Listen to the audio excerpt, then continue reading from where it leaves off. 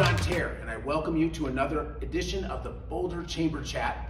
And today we are going to have a conversation with the newly appointed Executive Director? CEO of the Homeless Shelter, Michael Block, and a great friend.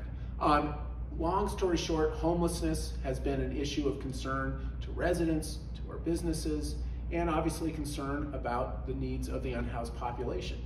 And so right in the center of that work is the homeless shelter, and Michael has some great experience working in that space. He also has some just general thoughts on overall comprehensively on how we address homelessness in our community. So I'm excited to have a conversation with him. But before we get started, I'm just going to ask you, Michael, so how did you arrive into the universe of working with the homeless population, and what compels you about this work? Well, you know, I had a mother who, I guess, planted a seed in me that, you know, that was about, you know, having an influence on your community. And she was a school teacher, and she served on the board of directors of a children's center for a daycare center for underprivileged children, and she still serves on that board. It's, I think, going on over 50 years. And so, you know, that seed was always in me. And so I was in the private sector for quite a while, and you know, I hit my mid-30s and actually started to plan sort of a change in direction by my sort of mid-40s. And that's exactly what happened. I got to a place where I was comfortable enough in my life where I just wanted to sort of kick the tires on, you know, having a bigger influence on my community. And so that started an exploration into sort of, well, what's that going to look like? And you know, I sort of organically bumped into homelessness, and I think it sort of creates an intersection. You know, you have this very, very difficult issue for the community, for the individual suffering from it. They're the folks who are facing the greatest risks. They've had unbelievable misfortune. They are the most vulnerable in our communities, and the least resourced. And then this sort of big question mark of what do we do about this? And so, you know, it inspires my heart from a compassion point of view, and to honor my mom, I guess, and what she taught me. But it also sort of inspires this sort of big brain in me too. Because when I joined the homeless fight in 2007, you know, it wasn't so clear what the best thing to do was. And people were really trying to figure it out. There was this noise about the data emerging around housing and housing outcomes and housing first approaches. There were a lot of people really doing a lot of sheltering, is what we were doing primarily. And so it was a real change in sort of principled sort of examining what the best role is for organizations like the shelter. And so I arrived right at this sort of perfect intersection. Interesting. So it's a transition in society's thinking about how to address the issue of homelessness. And that inspired, you know, homelessness inspired both my big heart and my big brain. And it gave me this opportunity. It's been a privilege to sort of try and, you know, not only serve those who are in need, but also to try and figure out the best way to serve those folks and have an influence on that system. Well, it's beautiful. Great. It's been amazing. I love it. Well, maybe just speak about your history of work with the homeless shelter, and then the role that you see the homeless shelter playing in addressing the needs of our unhoused population. Well, my role, you know, I just started at the very, you know, bottom of the ladder. I was helping run our outreach program, which existed at the time, called Boulder County Cares. It was a program that we ran for a long time, and I was, you know, doing a lot of cleaning out of the donation shed to try and farm, you know, useful items out for our clients. And I was working on the floor of the shelter and just getting my feet wet. And I was really, really curious, and I was inspired. And every time I wanted more responsibility, the shelter was there to give me more responsibility. I became a housing case manager. I continued to work on the floor of the shelter. I became, you know, I developed an expertise on benefit acquisitions. I set up a program for that. I became a program supervisor, and then, you know, it just happened to be an opening at the shelter for the director of programs, and I threw my hat in the ring for that. And again, every time I was curious and wanted to expand my scope, the shelter was there to sort of reward me. And you know, I did a lot of program work, program supervision work, creation, implementation, innovation work for a lot of years. And then, you know, lo and behold, the shelter needed me to step in as an interim basis in January. I did that and decided this is something I wanted to take on. That was another opportunity to really, another privilege to have an influence on, this group of very, very needy folks. Yeah. So you stepped into the role. I know, that was a point of your own personal sort of sense of, hey, do I want to step up to that level? But now that you're there, what would you say is your vision for how the homeless shelter is going to play a constructive role in addressing issues of homelessness and the needs of the clients you serve? I think that the best way to describe how an organization like the shelter can impact homelessness is really through two different lenses. There's an immediate crisis need, right? And so it's sort of like viewing it like you might in an emergency room, right? There are people who need an immediate reaction to the impacts that homelessness is creating right now. And so, we provide 160 beds a night of sheltering every single night, 25 straight years or so, never missing a night, despite all the challenges of doing that. And we do that in response to the crisis of homelessness. And that's a very important role. No one would ever suggest we don't need emergency rooms. We need shelters. They're a critical part of our services. Interesting analogy to emergency. Right, and so, but also, to further that analogy in terms of the medical system, our medical system needs to have solution services, right? We need treatment. We need treatments that work and solve the problem, and that's exactly the same lens that we view homelessness through. And so, really, a big emphasis and a big change is our dedication to providing solutions to homelessness, which is to get people on homes. And so, that's really our two-pronged approach. Like, what is an appropriate response to the crisis that the homeless are facing? And are we responsive to that? And are we running our programs in a way that's effective and being responsive to that crisis? And then what intervention can we provide that will result in a person getting in a home as fast as possible? And that can be a lot of different things. But all the data is clear. I mean, this has been studied to death. And we can call it housing first, but what it really looks like is that if I meet a homeless person, whether they've been homeless for 1 day or 10 years, I should be asking myself, what do they need right now for me that's crisis, that's critical? And what intervention can I provide that will get them in a home as fast as possible? And so that's our vision, to have the resources to achieve both of those things. Interesting. All right, so let me just back it up just a little bit. So a couple of issues that come up periodically with the homeless shelter. One is the rules that apply to clients, and so that leaves some who can't have access. And so, what's the thinking on that? How do you address that situation? And then the second is the time, the hours for the homeless shelter. So the notion of could we expand it to 24/7? So just any comments on that part? Yeah, sure. I mean, we get a lot of scrutiny about how we run the shelter on a night-to-night basis. And so I was just talking to a city council member just this week, and he had attended an event, and someone had come up to him with concerns about how we run the shelter because their impression is that it's not safe enough. People don't go there because they don't feel safe. And then he had another interaction, and the impression was that our rules are too strict and we ask too many people to leave. And so this illustrates the conundrum we face every single minute of every hour that we offer sheltering, is that we have 160 people. They have a variety of different challenges, some very few and some major challenges, right?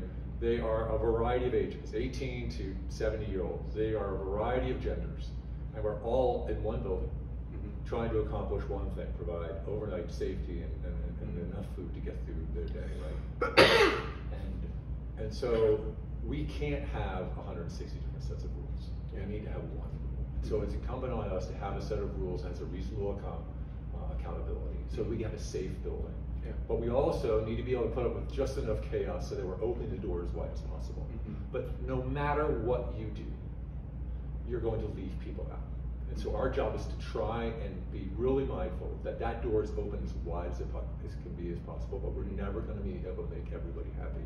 And if someone assaults somebody, which does happen sometimes, we ask them to leave. And we are under no illusion that doing so is good for that person, that their risk is increased, they're not being helped, Yeah. But we do it, and we make that terrible, terrible choice on behalf of the other 159 people who are behind.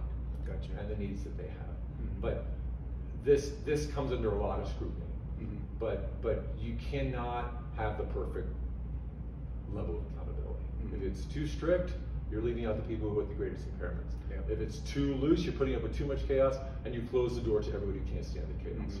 And so it sort of illustrates the limits of a shelter the same way that ERs are limited. Yeah. Right? It's that same analogy again. It's a really good tool, really effective tool. It's the best tool we have for the moment-to-moment response, but it's a limited tool. And that's why we've turned so much to a better tool in housing.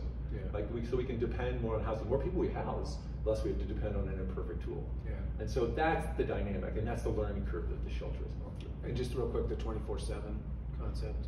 Oh yeah, so this is all about opportunity costs. Yeah. It would cost about $1 million a year. We guesstimate to open 24/7. Is that the best way to have the greatest impact? There's no question that if you're open 24/7, it's a good thing. Yeah. Right. You can do good things, and you can do better things than the building being closed. Yeah. The question is for that resource, what's the opportunity cost in terms of the day in and day out opportunities you can create with $1 million? Gotcha. And in a landscape of limited resources, I think we owe it to the homeless, and especially those who are the neediest, to have that conversation. And I think it illustrates the kind of organization that the shelter is. It's quite pragmatic, really, and it really cares about effectiveness, and it really cares about results. In combination with everybody's there because they're unbelievably compassionate and are working with this really, really needy and hard to serve population. Yeah. So, it's not a very satisfying answer for people. In a perfect world, we have a 24/7 shelter because we wouldn't have to make these scarcity of resource choices. Yeah. That opening 24 hours we would have to face. I got it. But community, you even said a community conversation about making priorities, decisions, and in periods of scarcity, or are there other resources available too? Question. So let's get into that area where you were already touching on, which is the more holistic vision for how do we address the concerns about homelessness in our community, for residents, for businesses, crime associated with that, but then at the same time, fairly and appropriately address the needs of our unhoused population. So what does that look like to Michael Block? Well, the most important thing I think to remember is what we've learned and what all the data shows us over and over and over again. It's been studied to death. It's the best intervention you can make for someone who's homeless is to end their homelessness. Yeah. And there are a variety of impacts, and you can address all those impacts individually, right?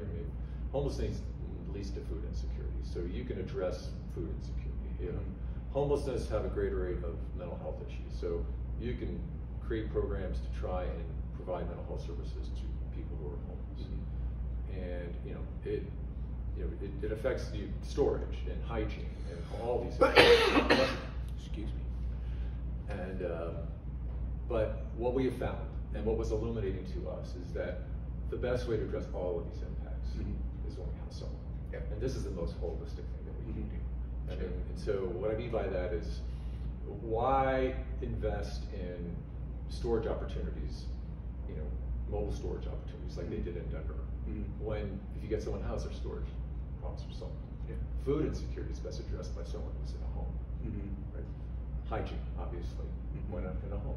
Even impacts like how often a person is on Pearl Street Home, or on the creek, or in front of someone's business. Yeah. Home. Yeah. Access to medical care. The data is really clear. Like, we're pro-treatment. People sort of try to juxtapose housing is, being housing first, for instance, is anti-treatment. Absolutely not. There's absolutely no feeling anywhere in the shelter that we are anti-treatment. Yeah. But we definitely realize from firsthand experience and what our clients have taught us is a client can prioritize treatment when they're housed much more frequently. And not only that, we can bring treatment to them. We have new programming at the shelter, so when we house the highest acuity need folks, the folks that are facing the biggest challenges, we now have resources to be able to bring mental health care right to their home. And so, holistically, housing is the first step. It's that first step of the ladder in terms of basic needs that allow people to climb the ladder. And if we expect to be able to have an impact on the mental health, issues that homeless people commonly face, expecting them to jump up the ladder and address their mental health treatment before addressing their housing has proven not to work very well. And so the data shows it's clear. The best way to address all of these impacts, all these issues, both for the community, for the business community as well, and for the individual, is housing. So let me just hit on just one issue that comes up periodically. That is, if the emphasis is on housing, but yet somebody is not prepared or capable of independent living, how do you address that kind of a challenge? Right. I mean, so nothing is perfect. And I think I do hear this quite a bit. But I really would encourage the community and those who are concerned about the work of the shelter and the work that we're doing on behalf of the homeless to sort of take a step back a little bit. Because in what realm do we really, really apply this perfect standard to things that we do? I mean, I have a daughter, and I think it's going to be better for her to go to college. The data is clear. But I'm under no illusion that that is the perfect thing to do. I don't know yet. But I can follow my instincts, what I learned myself, what I see around me, what the data shows is that I aspire for her to go to college. So housing's the best thing we can do, but it's not always perfect. And it is true that some people's behaviors and their impairments intersect in a way that make it very, very difficult to house. The good news is that the vast majority of the people that we can house, if we're running our programs correctly, if we're matching their need with the appropriate supports, they can remain stably housed. But it's true, it's not 100% perfect. It's the most reliable thing. And we're bringing clinical services to people's home to address exactly the problem that you're talking about. Because if someone is really having behavioral health problems that manifest themselves in behaviors that make it hard for them to comply to a lease, let's make sure to bring them a case manager so they can navigate just the everyday struggles of being housed. But let's bring physical health care. Let's bring in mental health care right to the home. Let's bring in peer support as well. We're developing those programs right now. It's really, really exciting. It's going to allow us to have a bigger impact on the homeless community, the people who are the most at risk, and a bigger impact on the community because those are the folks who are disrupting the community and impacting the community the most. Exciting. Yeah, it's really exciting stuff. This is why I'm inspired to do it. Exactly. It's that big brain. Trying to meet those two things in the middle. Exactly. All right. Well, I'm super excited about your leadership of the homeless shelter. I know that you will approach it thoughtfully and with innovative programs. So it's going to be a pleasure to work with you. And already I've benefited from your insights, and I know that the business community is as well in terms of our efforts to take on this challenge for our community, for our businesses, and for the unhoused population. So thank you, Michael Block.